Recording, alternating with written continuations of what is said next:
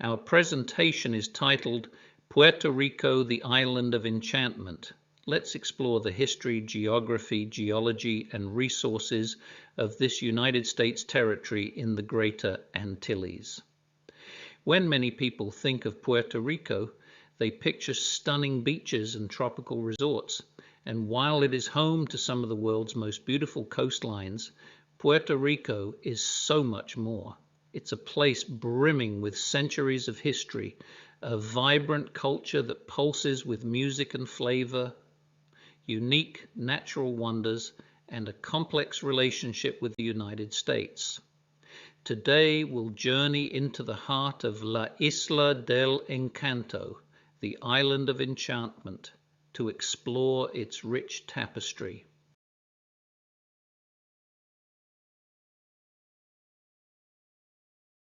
The island's coat of arms, with the Latin motto, Joannes est nomen ejus, a quotation from the Vulgate of Luke 1:63. The Latin translates to John is his name, referring to Saint John the Baptist or San Juan Bautista, the original Spanish name of the island. Let's look at some basic information about Puerto Rico. The map here shows its location in relation to other Caribbean islands. Puerto Rico is an archipelago, meaning it's made up of a group of islands. It consists of the main island, which is the largest island, and is also named Puerto Rico. There are numerous smaller islands, cays, islets, and atolls surrounding the main island. Sources often state the total number is around 143. The most significant of these smaller islands include Vieques, Culebra, Mona Monito de Seceo, and Caja de Muertos. Of these, only Vieques and Culebra, besides the main island, are inhabited year-round. Mona Island has rangers from the Department of Natural Resources stationed there, but no permanent residents. It is part of the Greater Antilles, a grouping of 6 island countries in the Caribbean. The location has made Puerto Rico an important and strategic port for centuries. Politically, it is known as the Commonwealth of Puerto Rico, an unincorporated U.S. territory. Its people are U.S. citizens, but they don't have some of the rights other Americans have, such as the right to vote for the president. For all its natural beauty, Puerto Rico's history is filled with conquest and revolution. Christopher Columbus arrived in Puerto Rico in 1493. The island was already home to thousands of people of the Taínos culture. The Taíno were the first New World peoples to be encountered by Christopher Columbus during his 1492 voyage. They primarily inhabited the islands of the Greater Antilles, Cuba, Hispaniola, Puerto Rico, and Jamaica, and the northern Lesser Antilles. They were the dominant culture in this region before European contact. The word Taíno is thought to mean good or noble in their language, likely used to distinguish themselves from more hostile groups like the island Caribs in the Lesser Antilles. They spoke the Taíno language, an Arawakan language. They were part of the larger Arawak linguistic group, originating from the Orinoco River Delta region in South America. They migrated northward through the Caribbean islands over centuries, displacing or absorbing earlier inhabitants. As I just mentioned, the ancestors of the Taíno originated in South America, and the Taíno culture is documented developed in the Caribbean. They lived in organized chiefdoms called cacicazgos, led by chiefs known as caciques, who could be male or female. Society was hierarchical, with nobles, nitaínos, assisting the cacique, and a larger class of commoners, naborius. Kinship was often traced matrilineally, that is, through the mother's line. The Taíno were skilled agriculturalists, employing sophisticated techniques like conuco farming, raising crops in large mounds of earth.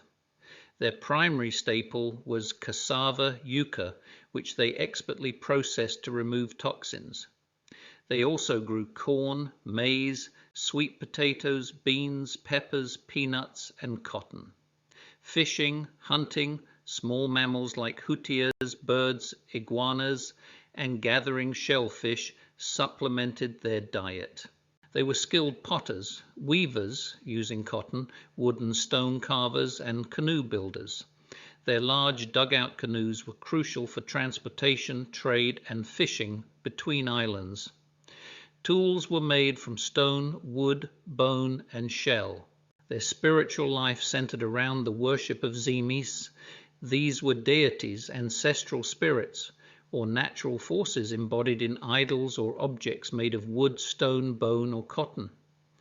They had a complex cosmology with creator deities like Yukahu, the spirit of cassava and the sea, and Atabe, his mother, goddess of freshwater, fertility, and childbirth. Religious rituals often involved music, dance, and the ceremonial inhalation of cohoba, a psychoactive snuff to communicate with the spirit world. Okay, so let's break down how ancient Homo sapiens reached the Caribbean islands. The last arrivals under the out of Africa theory were into South America as depicted by the red arrow. It's important to understand that the Caribbean wasn't part of the initial global spread of humans out of Africa, but a later regional migration after the Americas were populated. Here's how it likely happened, based on archaeological and genetic evidence. The first people to reach the Caribbean islands came from the adjacent continental mainlands, Central America and South America. They did not arrive directly from Africa, Asia, or Europe in ancient times. Island hopping via watercraft. Ancient peoples used watercraft, most likely dugout canoes, to travel across the water gaps between the mainland and the islands, and then between the islands themselves. Many Caribbean islands are relatively close to each other, allowing for island hopping, where the next island might be visible or only a relatively short open water journey away. They would have utilized knowledge of currents, winds, and navigation by stars or landmarks. I want to now explore the roles of the earlier archaic populations and the later Saladoid culture, both originating from South America, specifically the Venezuela-Sao Orinoco region for the Saladoid, in populating the Caribbean islands. They represent distinct waves of migration with different technologies and impacts. The Archaic Age populations, who were the pioneers. These were the first humans to enter the Caribbean islands from South America. They were hunter-gatherer fisher groups. Their migration likely began around 7,000 to 6,000 years ago. Evidence points strongly to groups moving from northeastern South America, the area around modern-day Venezuela, Guyana, Suriname, and Trinidad into the islands. Trinidad, being very close to the mainland and periodically connected during lower sea levels, was likely the first step. They were pre-ceramic, meaning they did not initially make pottery. Their toolkit consisted mainly of stone tools, as well as tools made from bone and shell. The Saladoid people are identified primarily by their distinctive and sophisticated pottery. They are strongly associated with Arawakan language speakers and represent a significant cultural shift. Their expansion out of South America into the Caribbean began much later than the archaic migrations, around 2,500 years ago. Their cultural complex clearly originated in the middle Orinoco River Valley region of Venezuela. The Spanish arrival in Puerto Rico began on November the 19th, 1493, when Christopher Columbus landed on the island during his second voyage to the Americas. He named the island San Juan Bautista. However, the first permanent Spanish settlement, Capara, was not established until August 8, 1508, by Juan Ponce de Leon. He later became the first governor of the island. The following year, this settlement was abandoned in favor of a nearby coastal islet named Puerto Rico, which had a better harbor. By the 1520s, the island itself became known as Puerto Rico, while the main port was called San Juan. Ponce de Leon was a Spanish explorer and conquistador, known for leading the first official European expedition to Florida and the first governor of Puerto Rico. Born into a noble family in Santa Vaz de Campos, Spain, he served as a page in the royal court and later as a soldier participating in the Spanish campaign against the Moors in Granada. In 1493, he joined Christopher Columbus's second voyage to the New World. In the early 1500s, after exploration by Juan Ponce de Leon and others, Puerto Rico's economy changed from being mostly agrarian to gold mining, which became the primary economic activity on the island of Puerto Rico during the early 16th century. Thence the name Rich Port, Puerto Rico. Let's look a little deeper into gold mining in Puerto Rico. The Spaniards mined gold placer deposits during 1509 to 1579 and extracted an estimated 1,200,000 troy ounces of gold. A placer deposit of gold is a concentration of gold particles that have accumulated in loose sediments due to natural processes, primarily gravity. These deposits form when gold-bearing rocks, such as quartz veins, undergo weathering and erosion. Economics at the time discouraged further mining, as richer sources of gold and silver had been found elsewhere in the New World. Needless to say, mining has never been a major source of income for Puerto Rico. As gold declined, entrepreneurs looked to exploit Puerto Rico's rich agricultural land. The island benefits from a tropical climate with over 2,800 hours of sunlight annually and 3 distinct growing seasons, making it ideal for year-round agriculture. Puerto Rico has diverse terrain, ranging from fertile valleys to coastal plains and mountainous regions, offering varied agricultural opportunities. Coffee and sugar became the main forces in the Puerto Rican economy. As these grew more important, so did the need for more labor. The slave trade grew right along with that need. Puerto Rico stayed loyal to the Spanish crown, while other colonies were rebelling. To shore up the strength of the colony, in 1815, the Royal Decree of Graces opened settlement to non-Spaniards. This decree encouraged European immigration to Puerto Rico by offering free land and commercial opportunities to settlers who pledged loyalty to Spain. The Spanish crown hoped to strengthen its hold on the island by attracting loyal subjects, particularly after losing most of its Latin American colonies, encouraged settlement by giving land to settlers who would swear loyalty to the Spanish crown and the Roman Catholic Church. Additionally, Spain allowed Puerto Rico to maintain commercial ties with friendly nations, which helped boost the island's economy. Many settlers, including those from France, Ireland, and Italy, contributed to Puerto Rico's agricultural development, particularly in sugarcane, coffee, and tobacco industries. Spain's strategic approach to governance also played a role. By granting certain privileges and fostering economic growth, Spain was able to maintain Puerto Rico's allegiance even as independence movements spread across Latin America. The decree also opened the port to foreign trade. As the 19th century drew to a close, the citizens of Puerto Rico were finally afforded the opportunity to have political autonomy. Unfortunately, this happened just months before the Spanish-American War.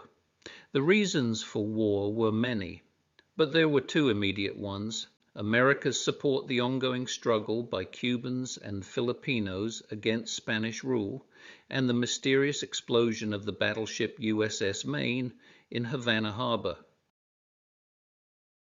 Puerto Rico, as a consequence of losing the Spanish-American War, was annexed by the United States in accordance to the terms of the Treaty of Paris of 1898, ratified on December the 10th, 1898. Let me reiterate the reasons for the war. There were many, but there were two immediate ones, namely America's support, the ongoing struggle by Cubans and Filipinos against Spanish rule, and the mysterious explosion of the battleship USS Maine in Havana Harbor. At this time, the USA also purchased the Philippines for $20 million. On March 2, 1917, President Woodrow Wilson signed the Jones Act, aka the Jones-Shafroth Act. The most impactful aspect of the act was the collective granting of U.S. statutory citizenship to Puerto Ricans born on or after April 11, 1899. This meant that their citizenship was conferred by an act of Congress rather than the Constitution itself. Notably, the act allowed individuals to retain their previous political status by making a formal declaration within 6 months. This must not be confused with the Merchant Marine Act of 1920, also known as the Jones Act. Mirroring the U.S. Constitution, the act provided Puerto Rico with its own Bill of Rights, safeguarding fundamental civil liberties and legal protections for the island's residents. The act further restructured Puerto Rico's government, establishing a separation of powers among the executive, judicial, and legislative branches, similar to the structure of U.S. state governments. The existing unicameral legislative assembly was replaced with a bicameral legislature consisting of a 19-member Senate and a 39-member House of Representatives, both to be elected by the people of Puerto Rico. During World War II, the U.S. Navy purchased 2/3 of Vieques Island to use as a naval base. This land was used as a live munitions testing ground and for storage. This displaced many Viequenses and significantly impacted the island's development and environment for over 60 years. The U.S. Navy's presence led to decades of protests by the residents of Vieques due to safety concerns, environmental damage, and the loss of land. Following the accidental death of a civilian employee in 1999, the protests intensified, gaining international attention. In 2003, the U.S. Navy finally withdrew from Vieques. Since then, the Navy's lands have become wildlife reserves. Let's go back to 1947 and take a look at Operation Bootstrap, in Spanish, Operación Manos a la Obra, meaning Operation Hands at Work. It was an ambitious series of economic projects that dramatically transformed the economy of Puerto Rico from an agrarian society to an industrialized one, starting in the mid-1940s. It was a collaborative effort between the United States federal government and the Puerto Rican government, spearheaded by figures like Governor Luis Muñoz Marin. Up until the 1940s, the Puerto Rican economy was based on the sugar industry. In 1947, newly elected Puerto Rican Governor Luis Muñoz Marin, along with the United States government, began Operation Bootstrap. Bootstrap invested millions of dollars into Puerto Rico to industrialize the island's economy. The primary goal was to shift the economic base of Puerto Rico away from its reliance on sugarcane agriculture towards manufacturing and industry. The aim was to raise the standard of living, reduce poverty, and create a more prosperous future for the island's residents. By attracting foreign investment and establishing new industries, the program sought to create a significant number of jobs for the Puerto Rican people. Operation Bootstrap aimed to modernize the island's infrastructure and integrate it more fully into the U.S. economic system. The U.S. government enticed U.S. companies by providing labor at cost below those on the mainland, as well as access to contiguous U.S. markets without import duties. Profits could transfer to the mainland free from federal taxation. The U.S. is the main trading partner of Puerto Rico and accounts for nearly 90% of exports and over 55% of its imports. For a time, the plan seemed to work, as standards of living in Puerto Rico rose. Between 1950 and 1980, per capita gross national product grew nearly tenfold in Puerto Rico, and disposable income and educational attainment rose sharply. But by the early 1990s, the provision faced growing opposition from critics who attacked the tax break as a form of corporate welfare. Tax reformers saw the provision, known as Section 936, as too costly for the Treasury. Section 936 of the U.S. Tax Code had provided significant tax exemptions for U.S. corporations operating in Puerto Rico. These incentives were the cornerstone of the industrialization by invitation strategy, attracting many manufacturing companies, particularly in pharmaceuticals and electronics, to the island. In 1996, the U.S. Congress decided to phase out Section 936 over a 10-year period.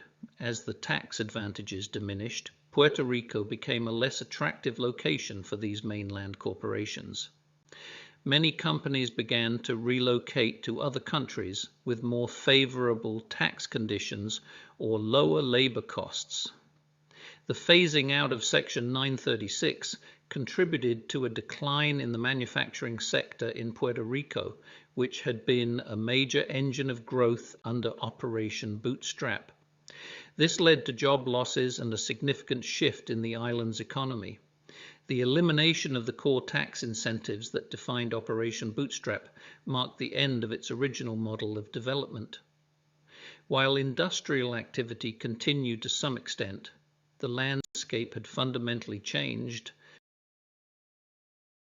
Let's turn the clock back and examine the 1950 uprising. In 1950, after over 50 years of military occupation and colonial rule, the Nationalist Party of Puerto Rico staged an unsuccessful armed insurrection against the USA due to the passage of Law 53 of 1948, better known as the Gag Law. The uprising was also known as the Jayuya Uprising or the Nationalist Revolt. Was a series of coordinated protests and armed confrontations led by the Puerto Rican Nationalist Party against the United States government's continued control over the island. It was a significant, albeit ultimately unsuccessful, attempt to achieve independence for Puerto Rico, enacted by the Puerto Rico legislature of 1948, with the purpose of suppressing the independence movement in Puerto Rico. Specifically, the bill was passed by a legislature that was overwhelmingly dominated by members of the Popular Democratic Party, PPD, which at the time supported developing an alternative political status for the island. The bill was then signed into law on June 10, 1948, by Jesus T. Piñero, who was the United States appointed governor of Puerto Rico. Therefore, while the law was passed by the Puerto Rican legislature, it required the signature of the U.S. appointed governor to become effective. The PPD, under the leadership of Luis Muñoz Marin, who presided over the Senate at the time, was the driving force behind its passage. Muñoz Marin would later become the first popularly elected governor of Puerto Rico in 1949. Under this new law, it would be a crime to print, publish, sell, or exhibit any material intended to paralyze or destroy the insular government, or to organize any society, group, or assembly of people with a similar destructive intent. Anyone accused and found guilty of disobeying the law could be sentenced to 10 years imprisonment, a fine of $10,000, or both. It's important to note that the economic consequences of the Section 936 phase-out were debated. Some economists argued that the dependency on these tax breaks was unsustainable and that Puerto Rico needed to develop a more self-reliant economy. However, the phase-out undeniably led to economic challenges and is widely seen as the end of Operation Bootstrap's era of significant influence. The U.S. Army deployed thousands of troops and bombarded 2 towns. While the initial response to the nationalist uprisings was primarily carried out by the Puerto Rican National Guard and Insular Police, the U.S. Army forces stationed on the island and in the broader Caribbean region were also mobilized. Air support and bombing, most notably the town of Jayuya, which was briefly held by the nationalists and declared a free republic, was attacked by U.S.-supplied planes and artillery under the direction of the Puerto Rico National Guard. This marked a significant escalation and demonstrated the U.S. government's resolve to quickly end the revolt. This marked the first time in history that the U.S. government bombed its own citizens. Needless to say, the insurrection was subdued. Puerto Rico became a commonwealth in 1952. Puerto Rico is divided into 78 municipalities, that function much the same as a county in a U.S. state. So why is Puerto Rico frequently referred to as a commonwealth?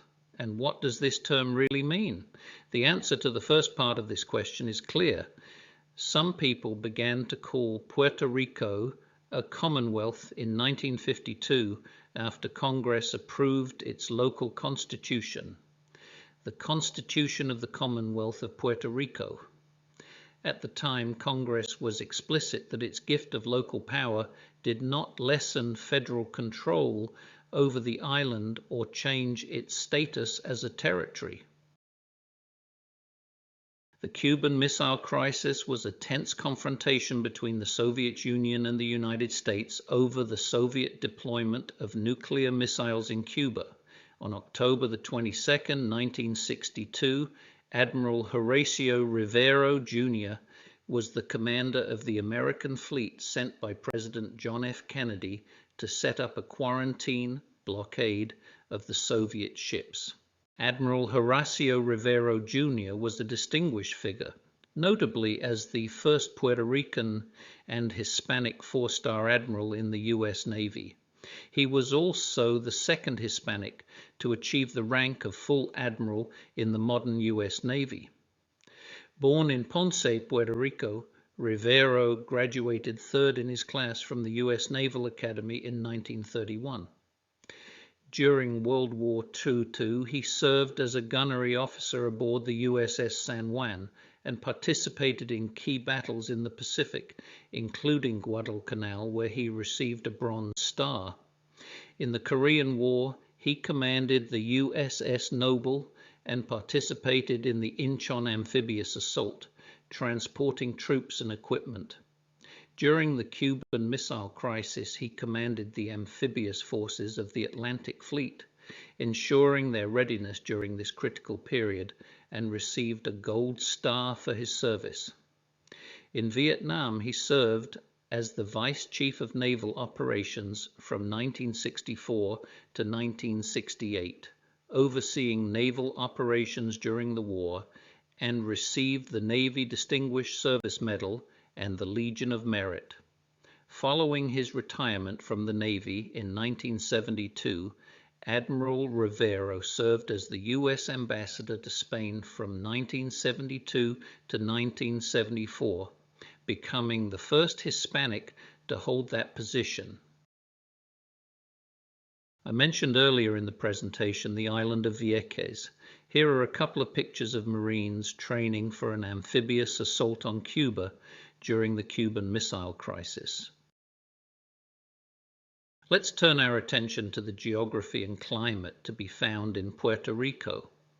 The island lies in the tropical region at a latitude of 18.25 degrees.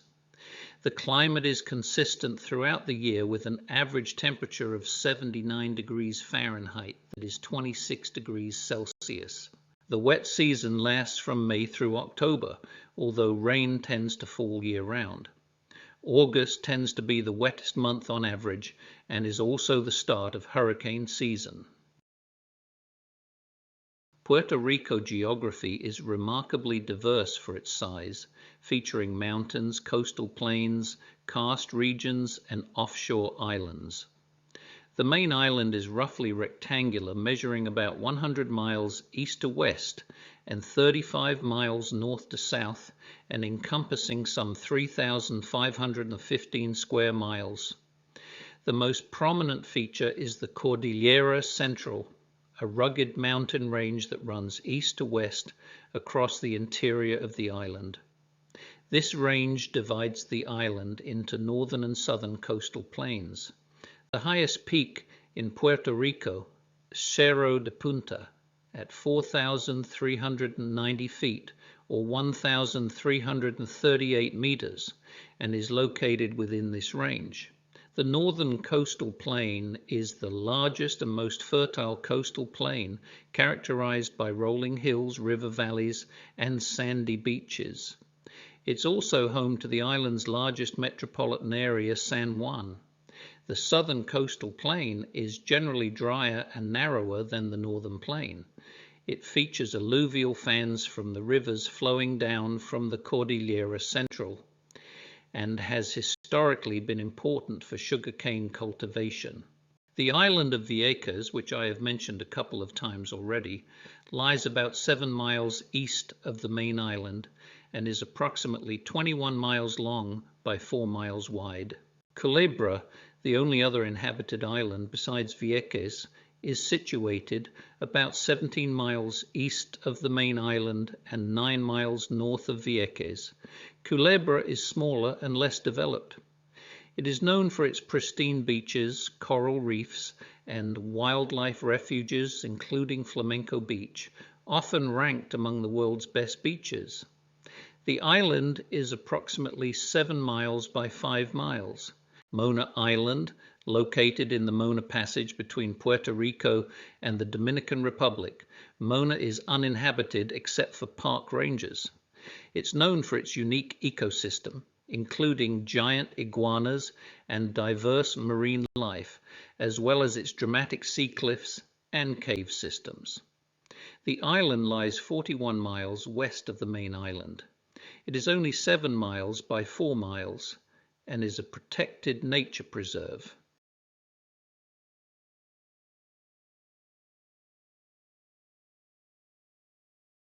Let's now consider the geological aspects of the Caribbean area, and specifically the Caribbean Plate. The Caribbean Plate is surrounded by 4 major tectonic plates with complex interactions along its boundaries. The North American Plate to the north, the South American Plate to the south, the Atlantic Plate to the east, and the Cocos Plate, a small plate within the Pacific Plate to the west. The Caribbean Plate interacts differently on its 4 sides. Along its north and south edges, it primarily slides horizontally past its neighbors. To the north, it grinds alongside the North American Plate, moving mostly sideways. To the south, its boundary with the South American Plate is complex, involving mostly sideways sliding, but also some squeezing or compression. In contrast, on its east and west sides, the Caribbean Plate is involved in collisions where one plate dives beneath another, known as plate subduction. Along the eastern edge, the Atlantic seafloor dives under the Caribbean Plate, which created the Lesser Antilles Islands. Similarly, on the western edge, the Cocos Plate dives underneath the Caribbean Plate, forming the volcanic mountain ranges of Central America. Puerto Rico is surrounded by some very deep waters, including the Puerto Rico Trench. The Puerto Rico Trench is the deepest trench in the Atlantic Ocean. It is 497 miles, 800 kilometers long, with a maximum depth of 26,247 feet, 8,000 meters. North American plate is drifting westward relative to the Caribbean plate at about 3/4 of an inch per year. The main faults along the east and north of Puerto Rico comprise a continuous thrust fault, which is responsible for magnitude 7.5 to 8.1 earthquakes. A component of subduction is also occurring. The region is very active seismically. An average of 5 earthquakes with a magnitude greater than 1.5 occur near Puerto Rico every day. The majority of the earthquakes are caused by the lateral motion of two plates moving past each other. Not only is there lateral movement of the plates, but also subduction along the north and south of the island. Subduction is the geological process where one tectonic plate slides beneath another, descending into the Earth's mantle, typically occurring at plate boundaries where plates collide. The most powerful and deadly events occur as a result of subduction approximately every 200 to 300 years. The North American subduction slab is pictured in the diagram as well as the North Caribbean subduction slab. Both of these tectonic movements have created the uplift in Puerto Rico known as Cordillera Centrale, as shown in the diagram. The massive magnitude 8.0 earthquake of 1787 remains Puerto Rico's strongest documented seismic event since colonization. Originating from the subduction zone in the Puerto Rico Trench north of the island, this quake highlights the potential for powerful megathrust events capable of causing extreme shaking and significant tsunamis due to the North American plate diving beneath the Caribbean plate. In 1867, a magnitude 7.5 earthquake, likely originating in the Anegada Passage east-southeast of Puerto Rico, caused significant damage primarily through the destructive tsunami it generated. This event tragically flooded eastern coastal areas and resulted in 212 deaths, underscoring the serious tsunami risk posed by earthquakes occurring within the region's complex fault systems. On October 11, 1918, a significant earthquake with a magnitude of 7.5 struck Mayagüez, Puerto Rico, triggering a subsequent tsunami with waves reaching heights of 20 feet 6 meters. This combined event resulted in the tragic loss of 116 lives, with 40 of those deaths directly attributed to the destructive tsunami waves.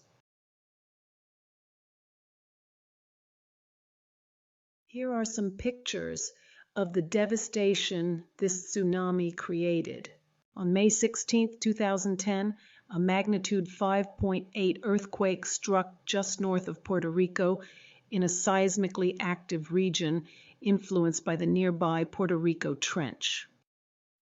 This earthquake occurred in an inclined seismic zone that dips southward, part of a complex tectonic boundary where the North American plate is being subducted beneath the Caribbean plate. The earthquake was felt across much of Puerto Rico and did cause noticeable damage in some areas, including structural impacts and disruptions to daily life. While not catastrophic, the event highlighted the island's vulnerability to seismic activity and reinforced the importance of earthquake preparedness and resilient infrastructure. The hazards of Puerto Rico's location. Over 4 million U.S. citizens live on these islands, mostly along the coast. Earthquakes are a constant threat. Populated coastal areas are vulnerable to tsunamis. Erosion is a concern in many coastal areas, but is particularly serious to island economies that rely heavily on the tourist industry. The population of the metropolitan statistical area, including San Juan and the surrounding municipalities, is about 2 million. About half the population of Puerto Rico now lives and works in this area. With a population of 4 million people, Coupled with an additional influx of 3.7 million tourists annually, Puerto Rico is one of the most densely populated islands in the world, making the potential impact of natural disasters like earthquakes especially significant.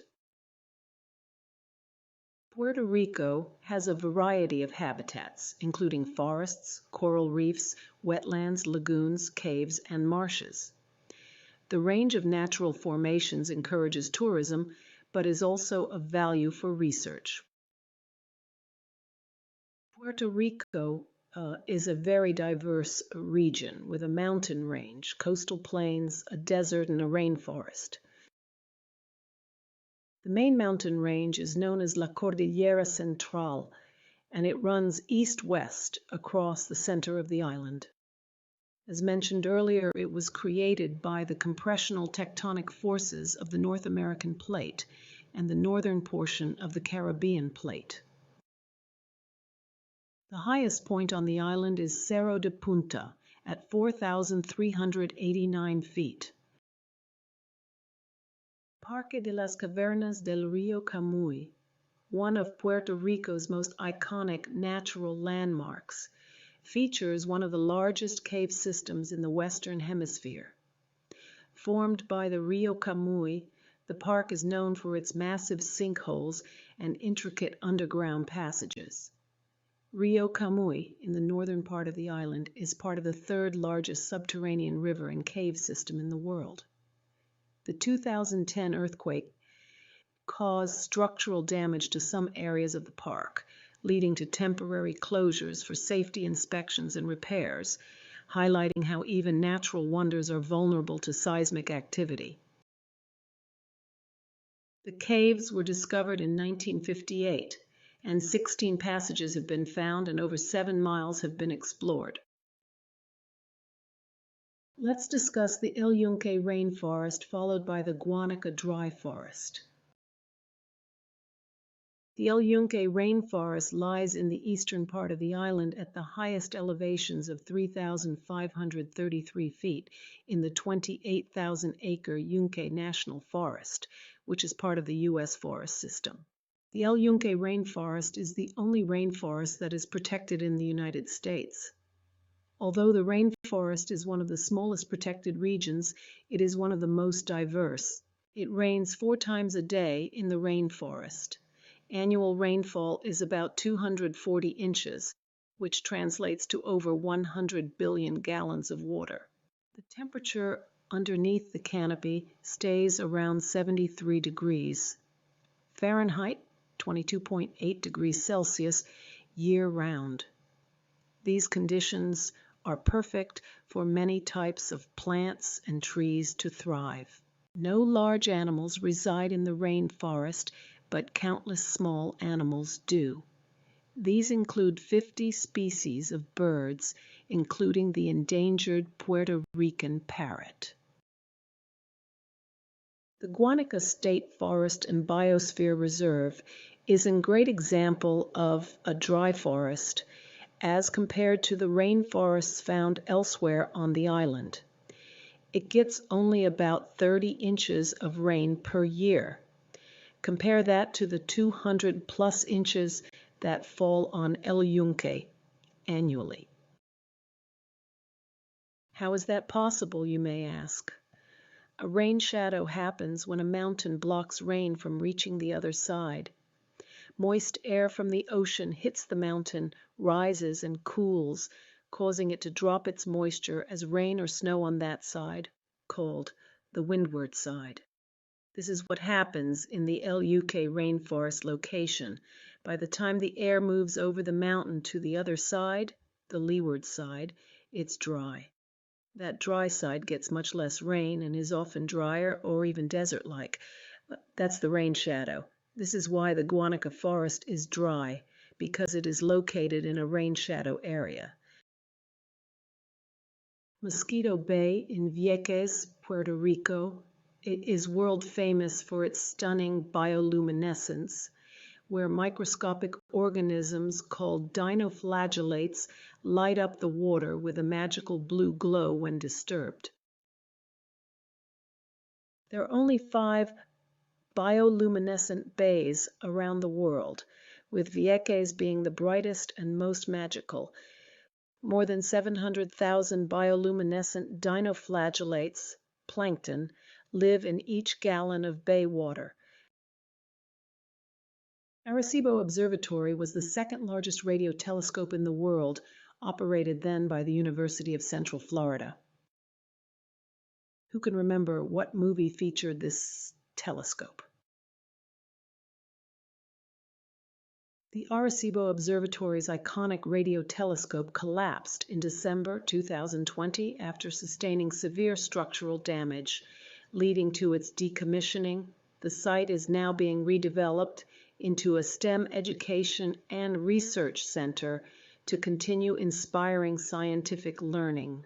More than half of all manufacturing done in Puerto Rico is attributed to the pharmaceutical and biotech industries.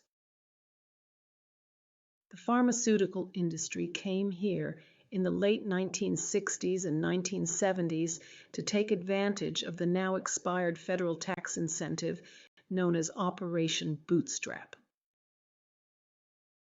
Until the late 1950s, Puerto Rico was among the world's largest tobacco exporters, but the industry has since declined. Cigar making is still considered an art form. Bacardi rum plant is renowned for being the largest rum distillery in the world. It processes approximately 100,000 gallons of rum every day. There is a low probability of petroleum potential for offshore Puerto Rico, according to a recent U.S. Geological Survey finding, but exploration has not begun. Also to date, there are some metal deposits of copper, gold, silver, zinc, and molybdenum on the island, but they are not large enough to be profitable. The island of Puerto Rico has potential for renewable energy, including solar, wind, and hydroelectric power. Promoting its renewable future, solar companies and nonprofits have also rushed to Puerto Rico. The role of tourism in Puerto Rico. The island has over 270 miles of coastline that translate into nearly 300 beaches. The country hosts 3.7 million tourists per year. Tourism is an important component which contributes 7% of the island's gross national product. Thank you for watching, and please press the like button if you enjoyed this presentation. The like button is that little thumbs up symbol below. We are planning to add many more presentations covering a wide variety of science, history, and other enriching subjects, so please subscribe to our channel by pressing the subscribe button below. If you have any comments, questions, or suggestions, please feel free to make them, and we will do our best to respond. Again, thanks for watching, and please do subscribe.